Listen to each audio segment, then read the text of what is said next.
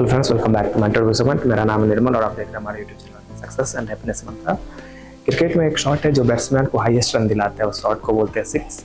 आज जो हमारे साथ गेस्ट हैं उन्होंने भी वही शॉट खेला है और सबसे ज़्यादा हाईएस्ट रन पाया है, लेकिन ये क्रिकेट के मैदान पे नहीं बल्कि वो अपने रियल ज़िंदगी में किया है।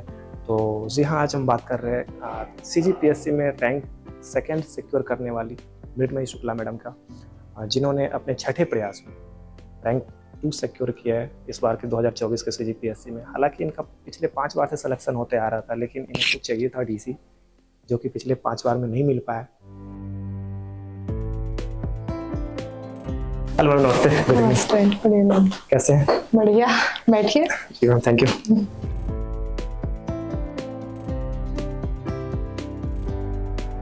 मैम, आज मैं आपके साथ एक वीडियो करने वाला हूँ जो आपकी जर्नी के बारे में उसमें जानेंगे, और CGPSC की जो तैयारी कर रहे हैं एस्पिरेंट उनको थोड़ा बहुत आपसे गाइडेंस दिलाएंगे। जी, तो वीडियो शुरू करते हैं। जी बिल्कुल। Thank you ma'am. आप 2015 में स्टार्ट किए थे अपना CGPSC की तैयारी और मनचाहा पोस्ट आते आते आपको 2025 हो गया।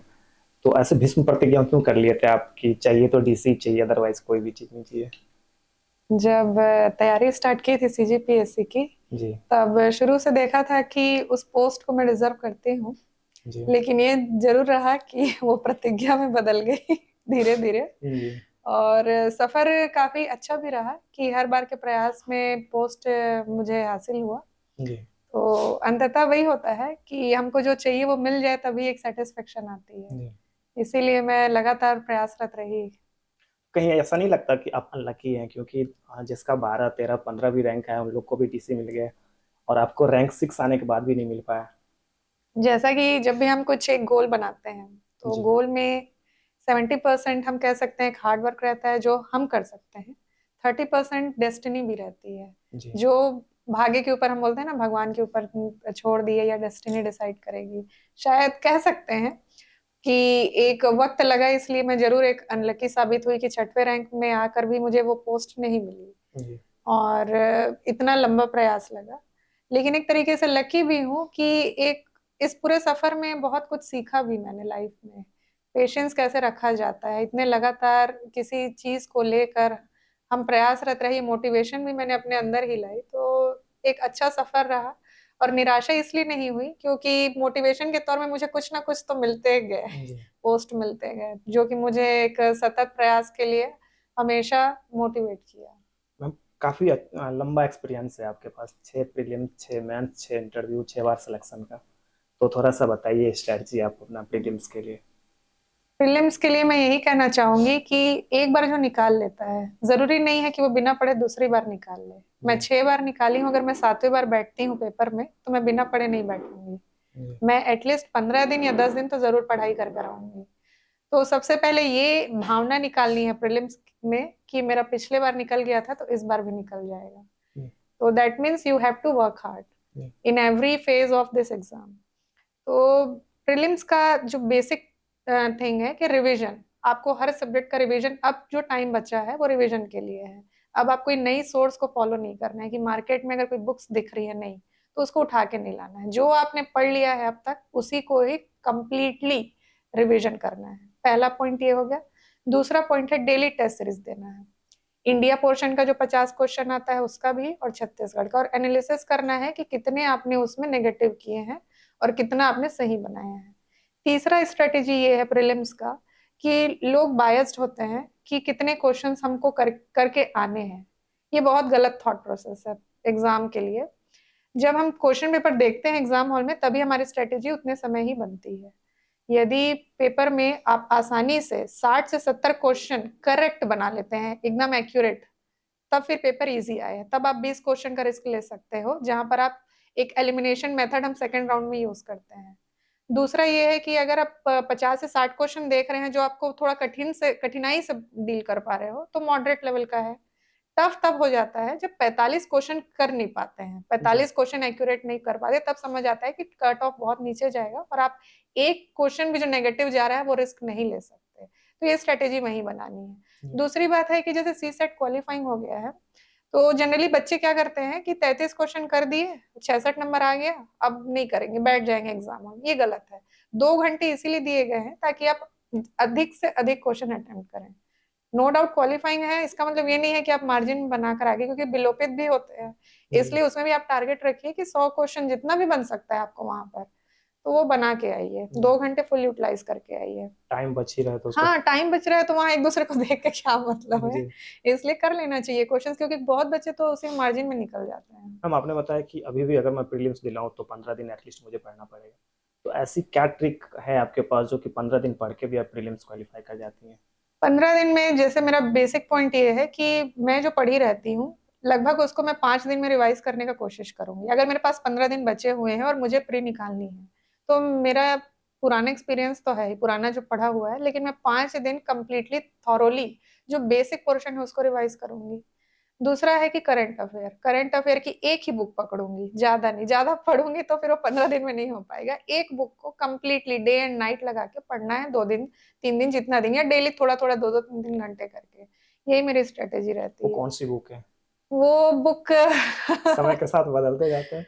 जनरली ऐसा हो सकता है, बिल्कुल हो सकता है कि समय के साथ बुक्स बदल जाती हैं, लेकिन मैं एक ही बुक कोई मार्केट से एक उठा के लाऊंगी और उसी को पढ़ूंगी। कोई एक बुक? कोई एक बुक जो आपको अच्छी लगती है, जिसका कंटेंट आपको ज्यादा समझ आए, जल्दी समझ आए, वो बुक उठाइए। मैं इसलिए कोई स्पेसिफिक नाम नहीं बोलूंगी, क्योंकि सबका एक रहता है कि किन्हीं को बहुत ज्यादा कंटेंट्स पढ़ना अच्छा लगता है, किन्हीं को शॉर्ट में पढ़ना अच्छा लगता है। जो बुक आपको उस 15 दिन में समझ आए, उस बुक को एक ही उठाइए, क्योंकि उससे ज्यादा करंट्स टच नहीं होगा, और हर बुक में ना बेसिक करंट्स कवर रहते हैं, तो इसलिए आप एक बुक को करिए, थॉरोली करिए। तो और पहले से पढ़ते पढ़ते आइडिया आ ही हाँ, जाता है आइडिया आ जाता है। जैसे कि इस तरीके, अब करंट्स का क्या है, करंट्स थोड़ा फुल पढ़ना चाहिए। जैसे कि अब पिछले बार के क्वेश्चन में हमने देखा था कि जनरली चंद्रयान से रिलेटेड क्वेश्चंस आते हैं, तो उसके कुछ सब पॉइंट्स भी दिए थे, तो आपको सब पॉइंट्स के बारे में भी जानकारी रखनी है, क्योंकि वो कूट के रूप में क्वेश्चंस आ रहे हैं। तो इतना पढ़ेंगे, और थोड़ा टीवी हम तो देखते ही रहते हैं, सोशल मीडिया में, तो वो सारी चीज थोड़े तो आइडिया रहते हैं करंट्स के, तो अब उसमें बहुत बेनिफिट रहता है। मैम एक ये क्वेश्चन था मेरा कि जैसे आप 6 बार प्रीलिम्स मेंस इंटरव्यू दिलाई है, हर बार आपका अच्छा ही आया है, एक बार तो रैंक 6 भी सिक्योर करी, बहुत अच्छा रैंक, अनफॉर्चुनेटली आपको डीसी नहीं मिल पाया उस बार। तो ऐसी क्या गलती हो जाती थी आपसे, या कैसी कोई चूक हो जाती थी कि आप मतलब उस हिसाब से सिक्योर नहीं कर पा रहे थे, अच्छा रैंक नहीं ला पा रहे थे आप?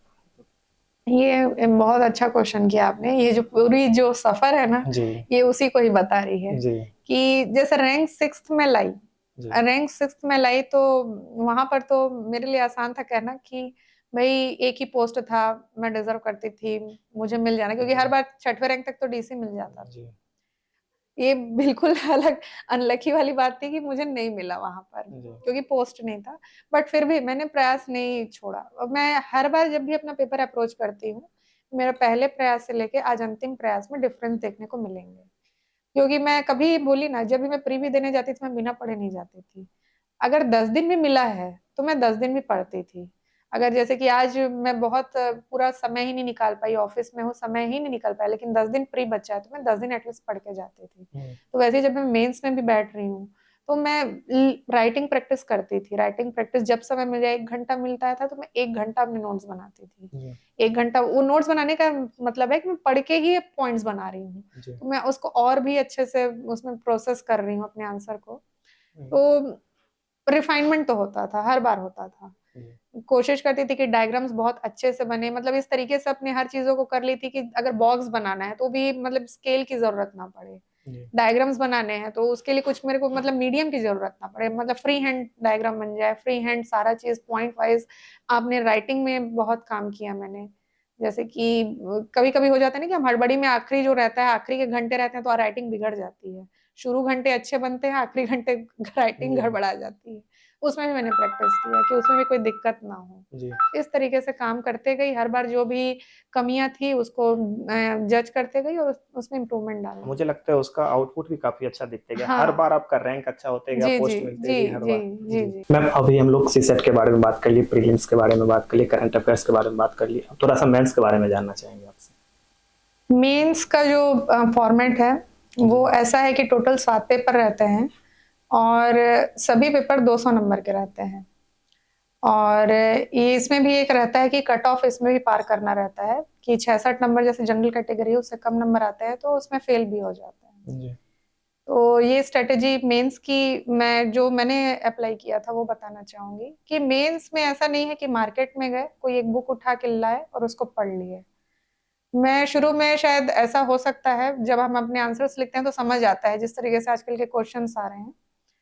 तो मेंस से पहले आपका खुद का एक नोट्स होना जरूरी है जिसको आप पढ़ के जाए, क्योंकि क्या है ना, मेंस में एक दिन में 2 पेपर होंगे और आपको मतलब कंप्लीटली 6 घंटे लिखने हैं, और वापस आके शाम को 5 बजे जैसे पेपर खत्म होता है, वापस आके आपको दूसरे पेपर की तैयारी करनी है, दूसरे दिन की। दूसरे दिन भी 2 पेपर हैं, तो उसमें ये रहेगा कि एक सिनॉप्सिस पैटर्न में आपके नोट्स होने चाहिए, शॉर्ट नोट्स।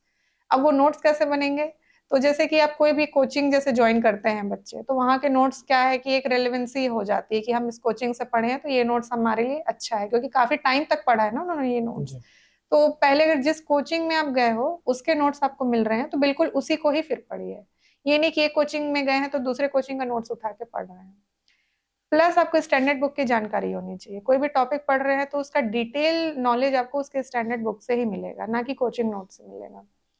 तो जैसे कि हर पेपर के लिए एक एक रहता है स्टैंडर्ड बुक्स। पहला जैसे अपना लैंग्वेज पेपर रहता है, तो लैंग्वेज पेपर में 3 पोर्शन है, हिंदी है, इंग्लिश है और छत्तीसगढ़ी है, जिसमें हिंदी 100 नंबर का रहता है, तो हिंदी का वेटेज काफी है। इसके लिए एक हरदेव बाहरी की बुक जो मैंने प्रेफर की थी वो एक इम्पॉर्टेंट है। दूसरा है कि विनय पाठक की एक बुक मार्केट में आई हुई है जिसमें जितने भी कवि इन संदर्भ में रहते हैं वो आप देख सकते हैं। छत्तीसगढ़ी की भी सेम उसी तरीके से बुक आई है। इंग्लिश में भी आपको मेहनत करनी पड़ेगी, जैसे कि इंग्लिश मीडियम के बच्चे सोचते हैं कि हम चल देंगे और पेपर बन जाएगा, ये गलत फहमी है। ये ऐसा नहीं हो सकता है क्योंकि वहां पर आप जाके मिस्टेक कर कर आएंगे। तो इसके लिए लूसेंट की, टाटा मैग्रो हिल की प्रैक्टिस पेपर जरूर करने चाहिए, क्योंकि 50 नंबर है, काफी एक एक नंबर भी महत्वपूर्ण रहता है। दूसरा है ऐसे का पेपर। तो ऐसे में जो भी करंट टॉपिक्स चल रहे हैं नेशनल में, इंटरनेशनल में और छत्तीसगढ़ लेवल में, वो टॉपिक्स को आप डे टू डे देखिए कि क्या क्या टॉपिक्स आ रहे हैं, उनको नोट डाउन करिए, उनसे रिलेटेड बुलेट पॉइंट्स बना लीजिए। और दूसरी बात है कि जब भी ऐसे लिखने का समय आए तो आपको एकदम एक स्टिक होके नहीं लिखना है, ऐसे कि मैंने वहां से पढ़ा था और उसी को जाके छापना है, ऐसा नहीं। आप कंप्लीटली विजुअलाइज करिए सारी चीजों को, एनालिसिस करिए वहां पर, और उसके बाद एक फ्रेम करिए ऐसे, वो सॉलिड रहता है। तीसरा आता है कि अपना पेपर 3 है, जो कि काफी टफ पड़ता है क्योंकि इसमें इंडियन हिस्ट्री है, सीजी हिस्ट्री है, कॉन्स्टिट्यूशन है और पबेट है। तो इंडियन हिस्ट्री के लिए कोचिंग नोट्स एक रख लीजिए, प्लस उसमें स्पेक्ट्रम एक बुक आती है, उन दोनों को मिला के आप अपना खुद का एक नोट्स बनाइए। ठीक है। उसके बाद जैसे सीजी हिस्ट्री का है, तो सीजी के लिए तो मार्केट में जो भी बुक्स आती है, मैंने सारांश प्रतियोगिता सारांश बुक यूज की थी, और भी दूसरे भी बुक आते हैं वहां से आप देख सकते हैं। प्लस गवर्नमेंट में जो भी, जैसे कि गवर्नमेंट साइट्स में भी जैसे कि पर्व, इन सारी चीजों की जानकारी मिलती है। हिस्ट्री की जो एक प्रॉपरली किसी राइटर की लिखी हुई बुक है वो भी आप फॉलो कर सकते हैं। तीसरे में है कॉन्स्टिट्यूशन की, लक्ष्मीकांत में सजेस्ट करूंगी। पबेट के लिए टाटा मैग्रो हिल की बुक आती है, वो मैं सजेस्ट करूंगी। आप चाहे तो कोई कोचिंग नोट्स भी देख सकते हैं। उसके बाद नेक्स्ट जैसे कि साइंस का पेपर आता है, साइंस, मैथ्स के लिए डेली क्वेश्चन प्रैक्टिस लगाना है, एज पर सिलेबस जो भी रहे डेली प्रैक्टिस करिए। मैथ्स का कोई सेकंड कोई पाथ मैं नहीं बोलूंगी कि बस जाके वहां बना लिया, ऐसा नहीं बनेगा, प्रैक्टिस इज अ मस्ट। और फिर साइंस के लिए जैसे कि 10th सीजी बोर्ड की सिलेबस हम देखते हैं मेंस में, तो आप एनसीईआरटी भी पढ़िए क्योंकि वो भी जरूरी है साइंस का पेपर निकालने के लिए। प्लस प्रीवियस ईयर के क्वेश्चन पेपर्स को देख के थोड़ा सा सर्च करके भी आप अपने नोट्स बना सकते हैं टॉपिक्स को लेकर। देन उसके बाद अपना आता है टेक्नोलॉजी का तो नोट्स उठा सकते हैं, लेकिन उसके साथ ही आपको करंट अफेयर्स थोड़े देखने चाहिए। जो भी एक रहता है जो गूगल में अलग अलग, जैसे कि कोचिंग इंस्टीट्यूट से कुछ करंट अफेयर्स रिलेटेड नोट्स आते हैं, वो भी आप देख सकते हैं, तो वो भी काफी मोर देन इनफ है। देन उसके बाद अपना आता है इकोनॉमिक्स का। तो इकोनॉमिक्स में सीजी इकोनॉमिक्स, इंडियन इकोनॉमिक्स के बुक्स है। उसके लिए रमेश सिंह की बुक हम प्रेफर करेंगे, मतलब मैंने वही किया था, रमेश सिंह का, प्लस कोचिंग नोट्स ऑप्ट किया था, प्लस गवर्नमेंट डेटा में जैसे इकोनॉमिक सर्वे और बजट से रिलेटेड डेटा को आप समझ के ट्रेंड्स एनालाइज करके उस तरीके से अपना आंसर राइटिंग कर सकते हैं। Then 6th paper philosophy, sociology, इन सब का है। Art and culture, CG art and culture. तो सोशियोलॉजी के लिए भी स्टैंडर्ड बुक्स हैं, चाहे तो फॉलो कर सकते हैं, otherwise coaching notes is more than enough. Philosophy के लिए मैंने जैसे यूपीएससी में फिलोसफी एक ऑप्शनल सब्जेक्ट होता है, तो मैंने वहां का नोट्स उठा के अपना नोट्स बनाया था। और then CG art and culture के लिए तो कम्प्लीटली जो भी बुक आप प्रेफर करें जो आपको इजी लगता है। मार्केट्स में बहुत सारे बुक्स हैं तो वो देख सकते हैं। देन लास्ट जो 7th पेपर है वो आता है इंटरनेशनल एजुकेशन इंस्टीट्यूट्स का, लॉ से रिलेटेड है। उसके लिए बेयर एक्ट जरूर देखें। जनरली लोग नहीं देखते हैं, सिंपल नोट्स पढ़ के चले जाते हैं, उससे वो नहीं बनेगा। तो बेयर एक्ट देखना है। देन एजुकेशन इंस्टीट्यूट्स के लिए कोचिंग नोट्स देख सकते हैं, प्लस आप गूगल भी देखिए, उसमें भी बहुत सारे जानकारी मिलती है जो करंट रिलेटेड है। इंटरनेशनल रिलेशन के लिए तो करंट्स देखना ही देखना है। ये सारे मतलब एक स्ट्रेटेजी वे में मैं बता सकती हम नोटबुक मेंस के लिए आपने सबसे ज़्यादा जो बताया कि नोटबुक, और तो कई सारे ऐसे एस्पिरेंट हैं जो टॉपर्स का नोटबुक कॉपी करते हैं, तो क्या नोटबुक अपने लैंग्वेज में अपने राइटिंग में बनाना सही रहेगा कि टॉपर्स का कॉपी करना हूँ। सही बिल्कुल बिल्कुल, मैंने कहा ना कि अगर आपको मेंस अच्छा परफॉर्म करना है, मेंस में अच्छा परफॉर्म करना है, तो खुद का नोट्स ही समझ आता है। जी आप अगर एक टॉपर का नोट्स भी पढ़ लेंगे 3 साल तक तो भी आप नहीं निकाल पाएंगे, जी क्योंकि खुद के नोट्स बनते हैं, क्योंकि हम उस आंसर को खुद अपने दिमाग में फ्रेम करते हैं, उस हिसाब से हम नोट्स बनाते हैं, क्या उस आंसर की रिक्वायरमेंट है। तो जब तक ये प्रैक्टिस में नहीं है कि खुद का नोट्स बनाने का, तो आप बिल्कुल नहीं सोच सकते कि वहां पर जाके एक रैंडम क्वेश्चन आएगा, अराइज होगा और उसको आप डील कर लेंगे। जी तो इसलिए नोट्स बनाने से एक जो रहता है ना कि आउट ऑफ द बॉक्स कोई क्वेश्चंस आ गया, उसको हम कैसे डील करेंगे, वो जब तक नोट्स नहीं बनाएंगे ना, वो चीज आप डील नहीं कर पाएंगे, वो फिर रटा रुटाया ज्ञान ही रहेगा। जी।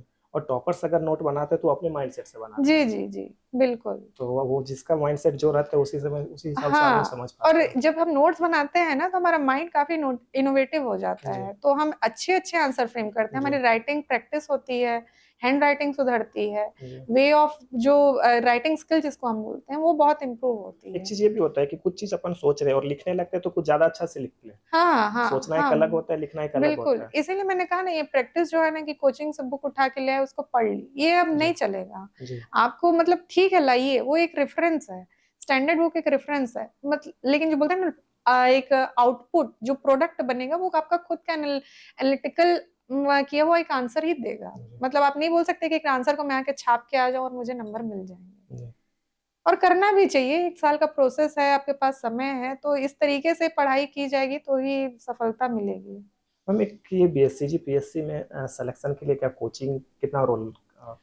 कोचिंग का रोल है, इसलिए मैं कहूंगी क्योंकि देखिए मैं दोनों तरीके से इस चीज को देखती हूँ कि अगर जैसे कि कोई बच्चे रहते हैं काफी अवेयर रहते हैं या सेल्फ स्टडी के माध्यम से निकालते हैं, वो भी बहुत बढ़िया बात है। कोचिंग ये करता है कि आप जैसे कि गाइडेंस एक मिलता है कोचिंग से, वो गाइडेंस आपको तुरंत मिल जाएगा। और सबसे बड़ी बात मेरे को जो लगती है कंसिस्टेंसी। जो बच्चे कोचिंग जाते हैं ना वो डेली पढ़ाई कर लेते हैं, लेकिन जो सेल्फ स्टडी करते हैं, यदि जब तक वो एकदम कमिटेड नहीं है अपनी स्टडी के प्रति, वो डेली पढ़ाई नहीं कर पाते। लेकिन जी कोचिंग जाके एटलीस्ट वो डेली पढ़ाई तो करेंगे ना, जी तो एक वो प्रैक्टिस में आ जाती है। जी। तो इसका इंपॉर्टेंस यहाँ है, और गाइडेंस तो मिलता ही है। बाकी अल्टीमेटली आपका हार्ड वर्क ही मेन है, अगर आप कोचिंग बस गए और हार्ड वर्क नहीं किए तो फिर नहीं मिलेगा सक्सेस। मैम कई ऐसे टॉपर्स हैं, पीयूष सर, नीट सर, शिक्षा मैम, बहुत सारे हैं, नीतीश वर्मा, बहुत लोग हैं जो सेलेक्ट हुए और एक टेलीग्राम चैनल के माध्यम से बच्चे को गाइड करते हैं, तो क्या आगे आप भी ऐसा कुछ करेंगे? जी, मैंने सोचा तो जरूर था कि मैं करूंगी, जी। लेकिन अभी समय नहीं मिल पा रहा है, लेकिन जब भी मिलेगा मैं जरूर करना चाहूंगी। हम कई ऐसे स्टूडेंट हैं जो सिर्फ सीजीपीएससी की तैयारी नहीं करते, उसके साथ साथ कुछ और करते रहते हैं। आपके साथ भी ऐसा हुआ था कि आप प्राइवेट जॉब भी कर रही थी, उसके बाद आप तैयारी कर रही थी, तो कैसे अपने आप को यूटिलाइज करें उस टाइम पे प्राइवेट जॉब के साथ? आपके पास दोनों है कि प्राइवेट जॉब के साथ भी आपका सिलेक्शन हुआ है, गवर्नमेंट जॉब के साथ भी आपका सिलेक्शन हुआ है, तो कैसे करते हैं, थोड़ा सा बताइए उस एक्सपीरियंस के बारे में। मेरे साथ एक चीज है कि मेरे को खाली बैठना अच्छा नहीं लगता है। जी मेरे को ऐसा लगता है कि हमेशा मैं बिजी रहूं, जी भले पैरेलल में चीजें चलती रहें। तो जी जब मैं पास आउट होकर आई तो मेरे से घर में बैठा नहीं गया, तो मैं कोचिंग ज्वाइन की। प्लस ये भी था जैसे कि आपने कहा कि हम दूसरी तैयारी भी रखते हैं, मतलब एक प्लान भी रेडी जी रखते हैं, तो उस टाइम माइंडसेट ऐसा था कि गवर्नमेंट जॉब तो चाहिए ही चाहिए, बट फील्ड टेक्निकल का था, नॉन टेक्निकल फील्ड का नहीं था। तो मैं इस तरीके से प्रिपरेशन अपना जारी रह करके पढ़ाती भी थी कॉलेज में। तो उससे क्या है कि मेरे जितने भी इंजीनियरिंग मैंने किया है वो रिवाइज होता रहता था, और साथ में मैं कोचिंग भी कर रही थी सीजीपीएससी का। तो मैं उस शेड्यूल से टाइम निकालती थी। मैं हमेशा सुबह का वक्त ज्यादा चुनती थी, जैसे जी सुबह 5 बजे उठ के जो भी वक्त रहता था, 4-5 घंटे भी मिल जा रहे हैं, इवन आपको 2 घंटे भी मिलते हैं और उसमें आप बहुत अच्छे से कॉन्सेंट्रेटिव वे में पढ़ाई कर रहे हैं, तो मोर देन इनफ है। उसके बाद शाम का जो समय है, प्लस जो मैं कोचिंग जाती थी, तो कोचिंग में जब पढ़ाते थे तो वो उससे भी मेरा बहुत प्रैक्टिस होता था, जी वो भी एक बहुत ज्यादा बेनिफिशियल रहा। अब जब सिलेक्शन हो गया प्राइवेट से मैं स्विच की गवर्नमेंट जॉब में, तब भी वही मैंने अपना रूटीन बनाया। मतलब माइंड में ऐसा नहीं था ना कि जॉब मिल गया तो मैं सेटिस्फाइड हूँ इस जॉब से और मेरे को अब आगे नहीं बढ़ना है। जब मेरे पास समय था, मुझे लगता था कि भाई जब मेरे पास इतना समय है, बच रहा है, सुबह का समय है ही और जॉब के बाद का समय है ही, और हम रहते हैं ना कि जैसे फ्री भी टाइम है, तो हम क्या फालतू इधर उधर मतलब वेस्ट करें, सिंपल पढ़ाई भी करके कर सकते हैं। तो मैं करती थी पढ़ाई। मतलब मेरे लिए मैनेजमेंट में कोई इशू कभी नहीं हुई, क्योंकि मेरे को बिजी रह के पढ़ना ही पसंद था। ये सबसे ज्यादा क्वेश्चन आते हैं मैम कमेंट में कि कौन सा बुक प्रिफर करें और कितने घंटे पढ़े। बुक के लिए तो आपने बता दिया पूरा, अब ये कितने घंटे पढ़े इसका क्या जवाब है? जब तक आप थक ना जाए, जी जब तक आपको लगे, देखिए अगर आप जॉब में नहीं है और आप घर में बैठ के तैयारी कर रहे हैं, तब तो आपको तब तक पढ़ना है जब तक आपको लगे कि अब नहीं हो पाएगी पढ़ाई, आज की पढ़ाई अब नहीं हो पाएगी, जी अब मेरे को सो जाना चाहिए, तब तक आप पढ़िए। घंटे में गिनना नहीं है कि हम 5 घंटे पढ़े कि 6 घंटे पढ़ना है। जब तक आप, और ऐसा नहीं है कि बैठ के बस देखना है, जितना कंसंट्रेशन के साथ आप जितने घंटे पढ़ सकते हैं। जी इसका एक अच्छा तरीका ये होता है कि आप कंटिन्यू ना पढ़ें। जैसे 2 घंटा पढ़ रहे हैं, आपकी जितना लेंथ ऑफ एफिशिएंसी है, तो 2 घंटा पढ़ने के बाद आप शॉर्ट ब्रेक्स लीजिए, बिल्कुल ब्रेक लीजिए। अपने आप को क्रेडिट एक रहता है ना, हम रिवॉर्ड्स देते हैं, जैसे कि ठीक है 2 घंटे बाद अगर किसी को खाने का शौक है तो कुछ खा कर आ गए, जी बाहर जाके कुछ दोस्तों से मिल लिए, कुछ जी अपनी हॉबी परस्यू कर लिए, अगर खेलना है तो खेल लिए, किसी से बात करना है तो बात कर लिए। तो जी ऐसे ब्रेक कर करके आप अगर अगर 10 घंटे भी डेली का निकाल रहे हैं, मोर देन इनफ है। जी ये नहीं बोलूंगी कि आप एकदम बुक से स्टिक हो रहे, वो ऐसा पढ़ाई नहीं होती है। आपको अगर चल चल के पढ़ने का शौक है, घूम घूम के पढ़ने का शौक है, मेरी जी आदत है। जी मैं कभी भी एक रूम में बैठ के प्रॉपर एक टेबल और कुर्सी ऐसे करके नहीं पढ़ सकती थी। मतलब मेरा नोट्स रखा रहता था और मैं नोट्स हमेशा एक पेपर में बनाती थी। बुक लेके मैं कभी नहीं पढ़ती थी, पेपर में मेरे नोट्स बुलेट पॉइंट्स रहते थे, उसको मैं रिवाइज करके चल चल के पढ़ा करती थी। जी। उससे मैं ज्यादा कंसंट्रेशन के साथ पढ़ती मुझे थी। लगता है काफी यूनिक तरीका है हाँ, आपका। मुझे अच्छा लगता था। मैं, और ये स्कूल टाइमिंग से ही है मेरा, मतलब जी स्कूल में थी तब भी वैसी पढ़ाई करती थी। तो इस तरीके से पढ़ना चाहिए। पढ़ने का यही एक सिस्टम है कि ब्रेक लेके पढ़िए। अगर थकावट लग रही है तो कोई जरूरत नहीं अपने आप को प्रेशराइज करने का। नींद लेके आधे घंटे की नींद लीजिए, लेकिन एकदम फ्रेश हो, फिर से फ्रेश हो जाइए, रिवाइव हो जाइए, देन पढ़ाई स्टार्ट करिए। लेकिन माइंड में हमेशा रहे कि मुझे समय वेस्ट नहीं करना है आलतू फालतू चीजों में। ये नहीं कि बैठ के 2-3 घंटे फेसबुक चला दिए जी और दोस्तों के साथ गप मार रहे हैं, ऐसा नहीं। जी तो इस तरीके से, और जनरली ऐसे कोशिश करना चाहिए कि अगर ग्रुप है, दोस्तों की ग्रुप है, तो ग्रुप स्टडी भी करें। जी। जैसे कि आज पढ़ लिया, फिर कोई दोस्त है उनसे शेयर किए, डिस्कस किए, इस तरीके से भी पढ़ाई कर सकते हैं। मैम आपका एकेडमिक तो काफी अच्छा है, तो स्कूल की बात चली तो मैं थोड़ा सा जानना चाहूंगा कि स्कूल में कैसे थे आप? स्कूल में जैसे कि मैं ये तो नहीं कहूंगी बहुत ब्रिलियंट स्टूडेंट थी, लेकिन हाँ मतलब अच्छे खासे ऐसे, मतलब 90 अबव ही परसेंटेज आते थे, इस तरीके प्री की थी। ब्रिलियंट में क्या है? नहीं, अब वो सेल्फ प्रेजिंग नहीं करना चाहिए ना। जी मैं सेल्फ प्रेजिंग में बिलीव नहीं करती, तो जी इस तरीके से परसेंटेज आते थे और अच्छी पढ़ाई में अच्छी ही थी मतलब। जी और अदर एक्टिविटीज में भी अच्छे, जैसे स्पोर्ट्स में भी मतलब जो भी रहता था करती थी। पेंटिंग का शौक था, पेंटिंग करती थी, हर जी कॉम्पिटिशन्स में पार्ट करती थी। मतलब अपने आप को कम्प्लीटली एकेडमिक में कॉन्सेंट्रेट करके नहीं रखी। जी। तो इस तरीके से मतलब ओवरऑल हर चीजों में इन्वॉल्व होने का था मेरा स्कूल में। मैम स्कूलिंग काफ़ी अच्छी थी आपकी, अच्छा खासा मार्क्स आया स्कूल में, कॉलेज भी अच्छा रहा, उसके बाद आप एकेडमिक में आए तो यहाँ भी छा गए। तो आपको कभी रिग्रेट नहीं होता कि इतना दिन तैयारी किए तो कभी ऐसा नहीं लगता कि पार्टीज नहीं की, फैमिली फंक्शन अटेंड नहीं की, फ्रेंड के साथ मस्ती नहीं की, पार्टी ट्रिप्स वगैरह ये सब चीज़ का? यही तो सबसे अच्छी बात है मेरी तैयारी की, कि मैंने आपको क्या कहा, मैं मतलब फुर्सत में पढ़ाई नहीं कर पाती ना। मुझे जी क्या है, बिजी रह के पढ़ाई करना है। अब जैसे आपने कहा ये पार्टी वाली बात, तो जब शादी हो गई मेरी, तो ऐसा होता था कि सोशल गैदरिंग्स करना था, जी कहीं ना कहीं जाना है, किसी न किसी की फंक्शन मतलब है तो अटेंड करना है, नहीं करोगे तो फिर नहीं आया, ऐसा टाइप का कुछ हाँ रह जाता है। तो मैं जबरदस्ती नहीं, अपनी खुशी से करती थी, मुझे अच्छा लगता था। जैसे मैं कहीं गई, वहां बैठ गए, किन्हीं से बात कर ली उसके बाद, लेकिन बोला ना कि माइंड में हमेशा रहता था कि पढ़ना तो है, वेस्ट नहीं करना है। अगर आज 1 घंटा वेस्ट हो भी जाता है तो कल उसको रिकवर करना है, जी। ये था। तो और मैं सोशल गैदरिंग्स में प्रॉपर इन्वॉल्व होती थी। जैसे कि जब भी शादी वादी हुआ तो कभी अब एकदम ही पेपर के पास आ जाए तो मैं स्किप करती थी, जी लेकिन जैसे कि अभी टाइम है, अगर 2 महीना पेपर है, एक आध महीना पेपर है, तो मैं चल देती थी, 1-2 घंटे के लिए जाती थी, ऐसा मतलब ज्यादा टाइम वेस्ट नहीं करती थी, जी। लेकिन ठीक लगता था जाके। आपके दोस्त लोग हैं कोई? हाँ, कुछ है, कोर फ्रेंड्स हैं, बस बिल्कुल। लिमिटेड ही होंगे। हाँ, लिमिटेड है, जी ज्यादा एकदम बड़ा फ्रेंड सर्कल तो नहीं है, जी। बट जो भी है बहुत पक्के दोस्त हैं।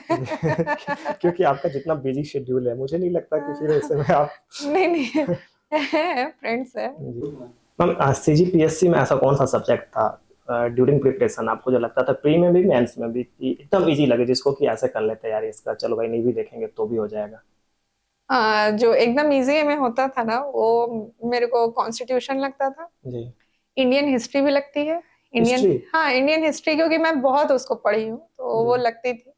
इंडियन हिस्ट्री, सीजी का पोर्शन, लेकिन सीजी में अब जैसे कि आता है ना पैटर्न की, बहुत टफ लेवल का आ चुका है अब सीजी का जो पेपर आ रहा है, जी तो मैं नहीं कहूंगी कि, लेकिन हाँ जो बेसिक तैयारियां होती थी वो हो जाती थी, जी लेकिन अब आजकल का जो लेवल है उस लेवल की तैयारी जरूर नहीं हो पाती थी। जी और साइंस का जो एक बेसिक रहता है वो हो जाता था, जी।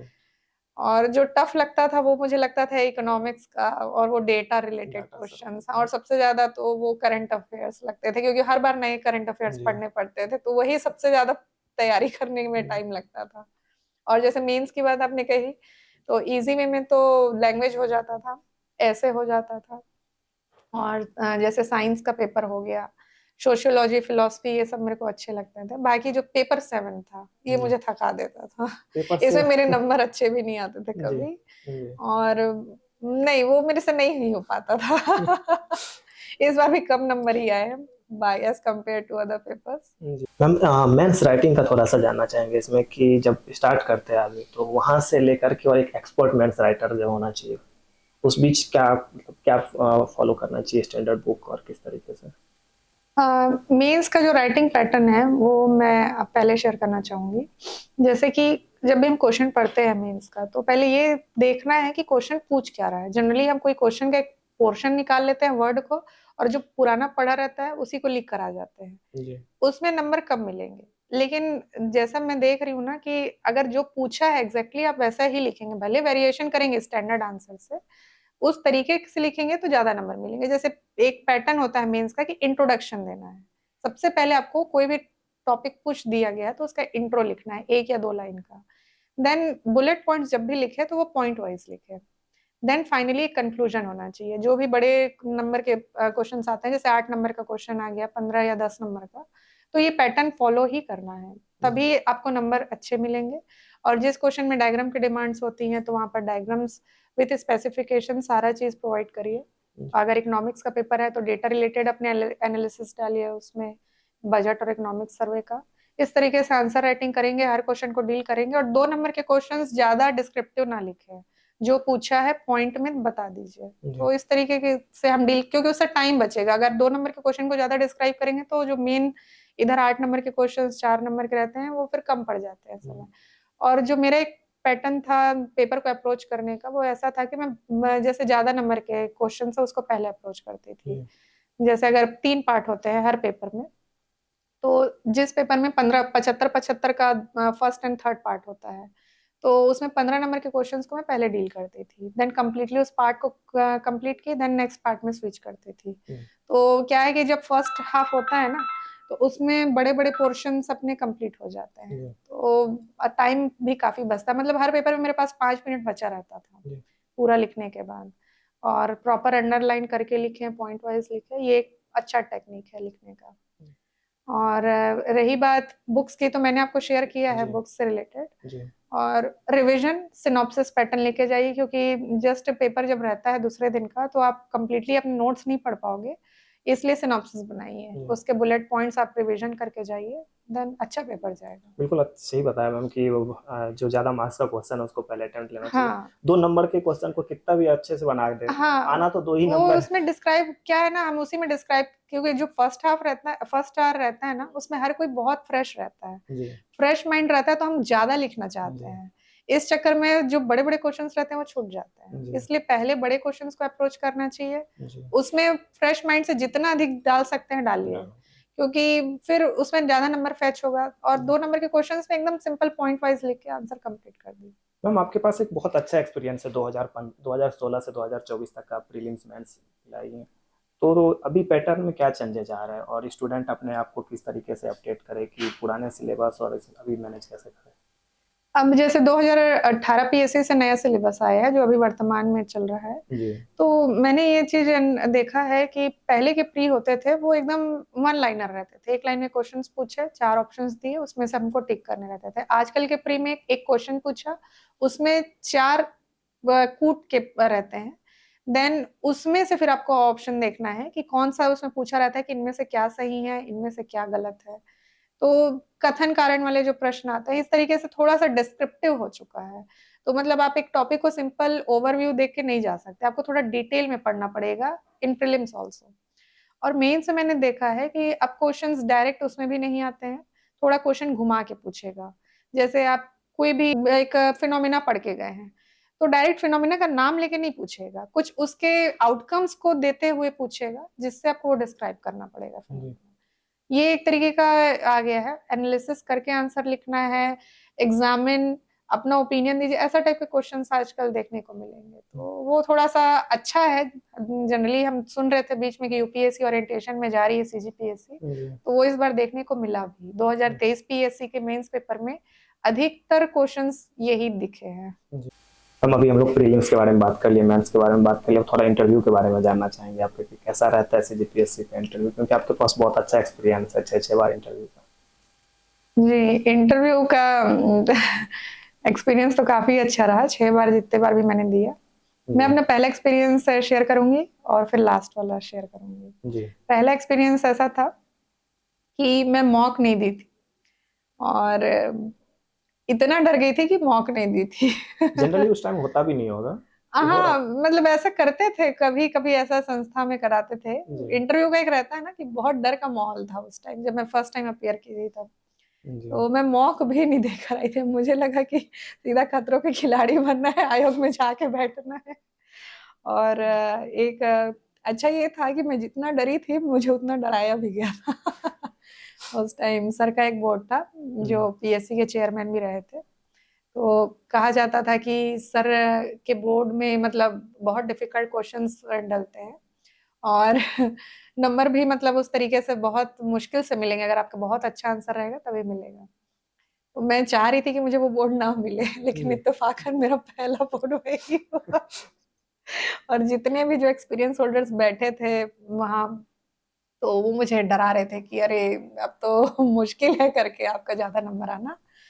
मैं बोली कि अब तो कंपटीशन से हम आउट ही हो गए। लेकिन काफी अच्छा था वो बोर्ड, मतलब सर शुरू में देखे बहुत ही आराम से बोले कि डर लग रहा है क्या, डर डर लग रहा है क्या, जबकि मैं अंदर से काफी डरी हुई थी, मेरे हाथ से पसीने निकल रहे थे, लेकिन मैं उसको शो नहीं की चेहरे पे। वो यही बहुत चैलेंजिंग रहता है कि आप डरे तो हो, लेकिन आपको दिखाना नहीं है कि मैं डरी हुई हूँ। ये चैलेंजिंग है। तो यही इंटरव्यू है, यही इंटरव्यू है कि किस तरीके से आपको कॉन्फिडेंट वहां पर अपने आप को प्रेजेंट करना है। और दूसरी बात ये है कि कभी भी झूठ का सहारा नहीं लेना है। जैसे कि होता है ना कि हम लिख देते हैं हॉबी में, गलत लिख दिए कि हाँ लिख दो करके, अब जब वहां से क्वेश्चंस आते हैं ना तो पता चल जाता है कि इसकी हॉबी ही नहीं है। तो ये मत करिए, अगर हॉबी नहीं है तो मत लिखिए। और अगर लिखना चाहते हैं, नंबर ज्यादा आए या क्वेश्चंस उस तरीके से ज्यादा है, तो फिर 1 साल 2 साल का टाइम रहता है, आप अपने आप को वैसे ढाल लीजिए ना, वो ज्यादा बेहतर है। या तो फिर झूठ वाला सिनेरियो मत रखिए, क्योंकि काफी एक्सपीरियंस्ड होल्डर वहां बैठे रहते हैं, आपको 2 मिनट में वहां पर जज कर लेंगे। तो इस तरीके से मेरा इंटरव्यू रहा कि मैं जब भी अपना बैकग्राउंड, जैसे कि इलेक्ट्रिकल इंजीनियरिंग किया है मैंने, वो सारा बायोडेटा में जाता था, जो भी प्रीवियस जॉब के एक्सपीरियंस रहते थे वो डालती थी। तो क्वेश्चंस जैसे कि फर्स्ट इंटरव्यू में वहीं से अराइज हुआ था, उससे पहले तो कोई जॉब एक्सपीरियंस था नहीं, तो कि आपने इंजीनियरिंग का कुछ कुछ मेरे से कंसेप्ट पूछा गया। देन हॉबी से रिलेटेड एनसीसी मैंने किया था, वहां से क्वेश्चंस आए थे, तो वो इजिली हो गए। जितना मुझसे बनना था मैंने बना लिया था वो क्वेश्चंस, मतलब हर क्वेश्चंस मैंने कॉन्फिडेंटली आंसर किया था, तो अच्छा नंबर भी मिला था। मतलब जैसा वो बोर्ड में मिलना चाहिए वैसा, उस हिसाब से मुझे अच्छा लगा नंबर। देन लास्ट इंटरव्यू की मैं बात करती हूँ, उसके बाद मुझे उतना डर नहीं लगता था, लेकिन हाँ जब भी कॉल आता है, बेल बजती है, उससे पहले धड़कनें बढ़ जाती है। तो इस बार भी हुआ कि इतने बार देने के बाद भी वो डर लगता है, पर उतना नहीं रहता क्योंकि आप थोड़े से हो जाते हैं, यूज्ड टू हो जाते हैं, और वो कॉन्फिडेंस फिर लाने की जरूरत नहीं होती है, वो अपने आप आ जाती है। नहीं आता है कोई चीज का आंसर तो आप पोलाइट वे में मना कर सकते हैं कि सर मुझे इस बारे में नॉलेज नहीं है, ये तरीका होता है आंसर देने का। बाकी जो भी मेरे से एनकाउंटर हुआ, जैसे कि इस बार का एक क्वेश्चन था जो मुझे काफी अच्छा लगा, वहां तो अच्छा नहीं लगा, लेकिन बाद में जब मैं निकली पैनल से बाहर तो मुझे लगा कि शायद ये आंसर मैंने अच्छा दिया। जैसे क्वेश्चन जितना भी मैंने पढ़ाई किया था, करंट से रिलेटेड पढ़ाई की थी, अपना बायोडेटा तो मेरा था ही, बहुत स्ट्रांग था तैयारी उसमें, तो वो जितना भी क्वेश्चन आए मैं उसको अच्छे से डील कर ली। एक क्वेश्चन था जो कहाँ से आया मुझे नहीं पता चला, और उसका आंसर कहाँ से, मतलब मेरे दिमाग में ईश्वर की देन है वो आ गई। जैसे कि एक क्वेश्चन था कि शकुनी और मंथरा में अंतर बताइए। समानता तो हर कोई बता सकता है, अंतर बताना बड़ा मुश्किल है। रामायण महाभारत को जोड़ के हाँ, तो मेल मतलब फीमेल अंतर कैरेक्टर। वहां सोच पाना बहुत मुश्किल था मेरे लिए। जी लेकिन मुझे एक तुरंत ही एक मैं ज्यादा स्पिरिचुअल ये सारी चीजें उतना, मतलब रामायण महाभारत सुनी हूँ बचपन से, घर में ऐसा माहौल था, मेरे पिताजी हमेशा गीता रामायण का पाठ करते हैं, तो वो हमेशा कहानियां हमको सुनाते थे, धारावाहिक में भी हम देखते थे। मुझे ना अचानक फेस दिखा शकुनी का वहीं पर, कि शकुनी को मैंने कभी रोते हुए नहीं देखा था, लेकिन मंत्रा को आखिरी में एक ऐसा सीन दिखाया था कि उसको क्षमा मांगते हुए दिखाया था, रिग्रेट हुआ है। पश्चाताप का, हाँ रिग्रेट का, मैंने यही पॉइंट बोला, तो जी मे भी ये वर्क कर गया। तो मतलब ये बताना चाहती हूँ कि अगर इंटरव्यू में ठीक है, कभी हो जाता है, क्लिक कर जाता है आंसर, कभी जी नहीं करता है, जी नहीं करता है ना, तो उतने समय आपको ये शो नहीं करना है कि एक आंसर नहीं जानने पे आपका एकदम पसीना छूटने लग गया वहां जी पर। क्या है ना, वही तो वो जज करते हैं कि आप कैसे सिचुएशन हैंडल करेंगे, जी तो वो सिचुएशन हैंडल करने आना चाहिए पैनल में। कई लोग तो मतलब जिनका मैं एक्सपीरियंस सुनती हूँ तो बोलते हैं कि कंटिन्यू फर्स्ट से लेके 5 क्वेश्चन तक no sir no sir no sir में निकलता है, उसके बाद आप कहाँ से लाएंगे कॉन्फिडेंस। फिर भी उनके कॉन्फिडेंस लेवल को देख के नंबर अच्छा मिल जाता है। जी तो इस तरीके से मतलब अप्रोच होना चाहिए इंटरव्यू में कि आप एकदम फेक ना दिखे और कॉन्फिडेंटली आंसर करें, प्रिपेयर भी रखें अपने आप को, कि जैसे करंट से रिलेटेड ही क्वेश्चन पूछ दिया, अगर आपने प्रिपेयर नहीं किया तो वो तो गलत है। जी उसमें फिर आपको प्रिपरेशन जरूरी है। और बायो को तो देखना ही हाँ, है। बायोडेटा तो अपने बारे में तो पता होना जी चाहिए ना, वही तो वो जानना चाह रहे जी हैं। एक चीज ये भी रहता है मैम कि ये बोलते हैं कि इंटरव्यूअर को आंसर पता रहता है, फिर भी आपके मुंह से वो सुनना चाहते हैं जो उनके दिमाग में है। क्या ये सही है?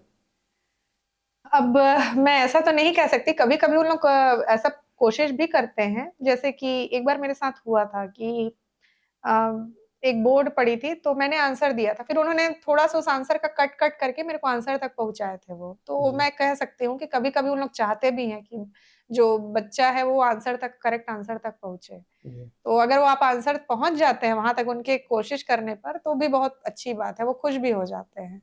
तो इसको हम इस तरीके से देख सकते हैं कि आप उसमें नेगेटिव में मत जाइए। जैसे मान लीजिए आपने कुछ कहा, उन्होंने क्वेश्चन किया, आपने ट्राई किया उस क्वेश्चन को, कुछ सेगमेंट बोले, कुछ सेगमेंट उठा के उन्होंने कहा कि ठीक है इसके बारे में बताइए, तो आपको उसको अप्रोच करना चाहिए, ना कि उसको नहीं आता है करके डायरेक्टली एकदम, मतलब डायरेक्ट वो, सॉरी नहीं हाँ बोलना। हाँ, डायरेक्ट सॉरी कम से कम कोशिश करना चाहिए। जी जैसे आप अगर कुछ अभी मुझसे पूछेंगे, हो सकता है मुझे उसका ना पूरी जानकारी ना हो, लेकिन एटलीस्ट मैं ट्राई तो कर सकती हूँ उस जी क्वेश्चन को, इस तरीके का बिहेवियर भी रहे तो पॉजिटिव रहता है। जी। और वहाँ ये मैटर नहीं करता कितने क्वेश्चन का आप आंसर दे दें। नहीं नहीं, ये ज्यादा मैटर नहीं करता है, अच्छी बात है कि आप सारे क्वेश्चंस कॉन्फिडेंटली अप्रोच करेंगे तो बिल्कुल नंबर बहुत अच्छे मिलेंगे। जी लेकिन अगर जैसे कि ये तो बहुत रेयर है, मतलब बहुत रेयर है कि सारे क्वेश्चंस के आंसर कोई दे पाता होगा वहां, ये पॉसिबल नहीं है। लेकिन हाँ, फिर भी जैसे कि उन्होंने अगर 20 या 30 क्वेश्चन किए, उसमें से अगर आपने, अगर 20 क्वेश्चन किए हैं तो 15 क्वेश्चन भी बता रहे हैं, आप बहुत अच्छे से बता रहे हैं, तो आपको नंबर बहुत अच्छे आएंगे। जी मतलब ऐसे टारगेट नहीं करना है कि कंप्लीट क्वेश्चन एक भी नहीं बना तो वहां पर डर जाना है, नहीं बन रहा है, ऐसा नहीं।